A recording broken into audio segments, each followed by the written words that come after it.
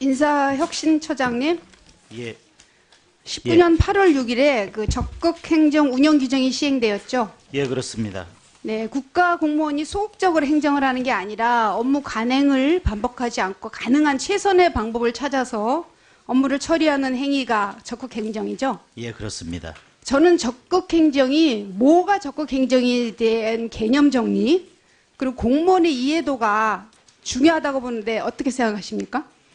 예, 사실은 개념이나 이런 부분들에 대해서는 이제 저희가 규정을 제정하면서 의미를 정의 부분을 정확하게 내렸긴 했습니다만 공무원들이 실제로 이 의미를 구체적으로 이해하고 있는지 하는 것들에 대해서는 저희들이 계속해서 교육이나 홍보를 통해서 또 각급 이 기관들을 통해서 알겠습니다. 확산하고 있다는 말씀을 드리겠습니다. 근데 저는 지금 개념 정리가 제대로 되고 있는지 잘 모르겠어요. 예.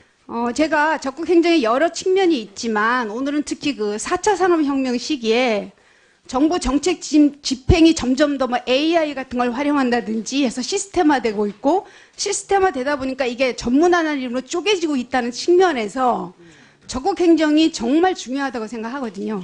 관련해서 질문 드리겠습니다.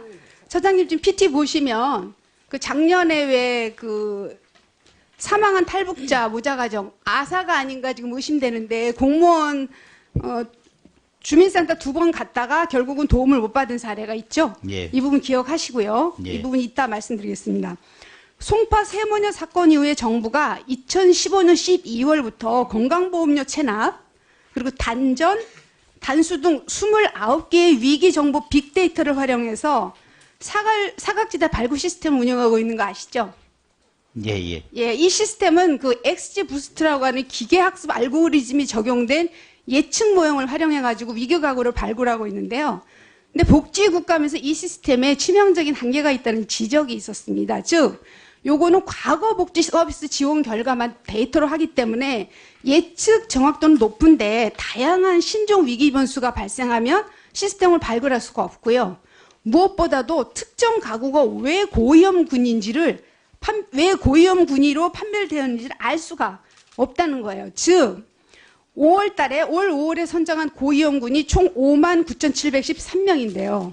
그 다음 고위험 순번인 59,714번째 대상자는 13번째까지는 고위험군이고 14번째는 고위험군이 아닌데 사는 곳만 다르지 위기사항이 동일하다는 게 밝혀졌다는 거예요.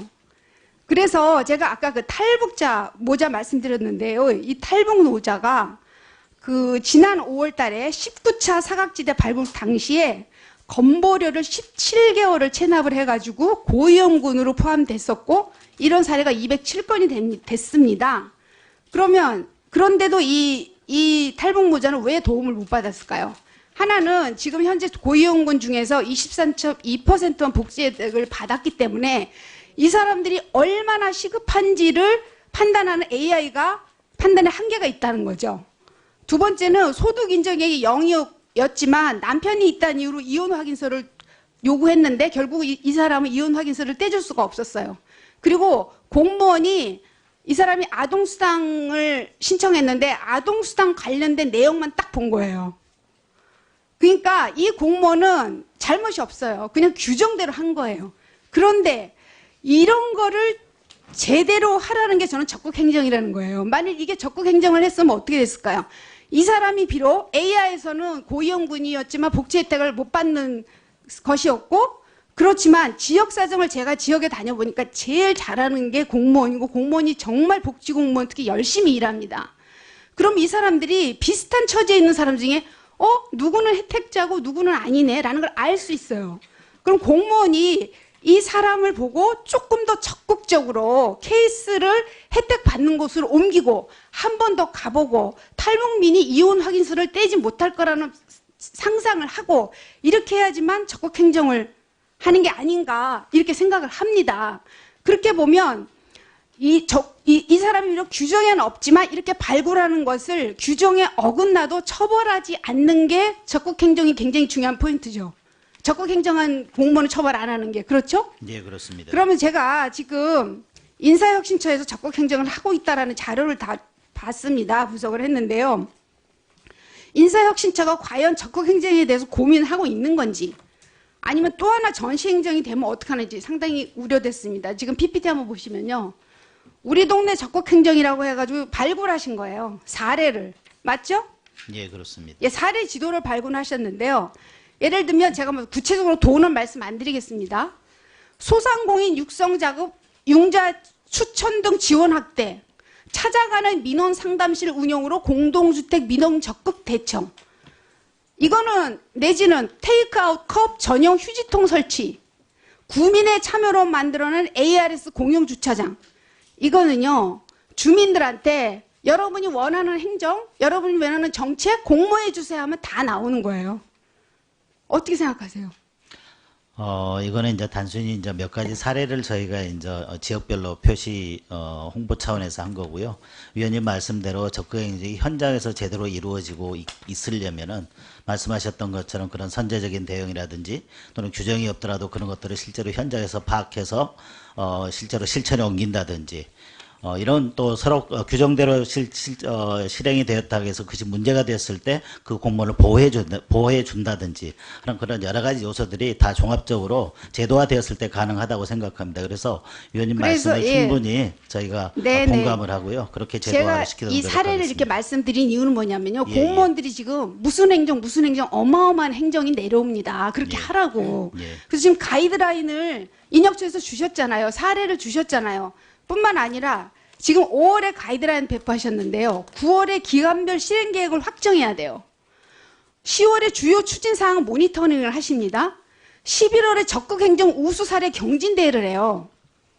지금 5월에 가이드라인을 두고 공무원이 5개월 만에 얼마나 그걸 숙지하고 얼마나 바꾸고 내가 적극 행정을 하기 위해서는 지금까지 뭘 잘못했는지도 판단할 시간도 없이 적극 행정 우수 사례 경진 대회를 11월에 하는 게 이게 또 하나의 전시 행정이고요. 그래서 적극 행정에 대한 개념을 제대로 소위치 않은 상태에서 이게 전시 행정이 될 것 같고, 그래서 학계에서도 한 두 가지 정도 비판점을 하잖아요. 뭐냐면 적극 행정 면책 기준을 제시하는 것은 자기 방지점이다.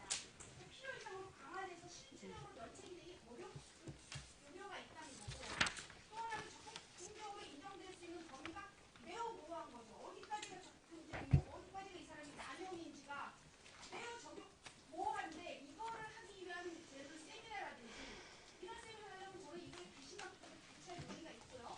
이런 부분에 대한 얘기 들어본 적이 없어요. 그럼 공무원한테 던져주고 뭘 적극 행정을 하라고 하는 걸지, 그러다 보니까 이런 사례가 나오는 것이고요.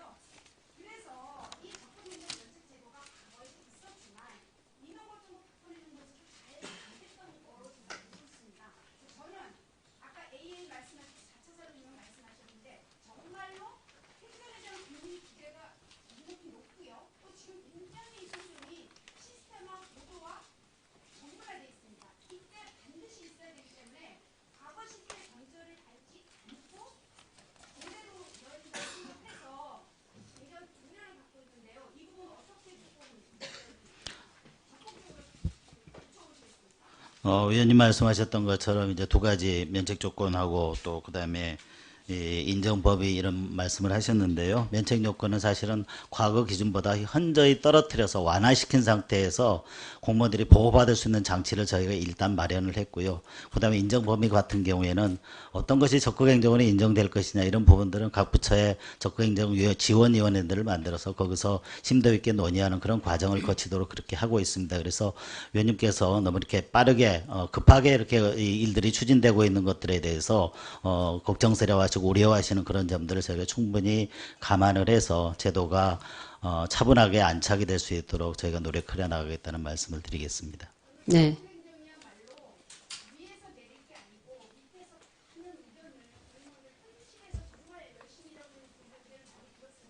예, 그렇게 하겠습니다. 네.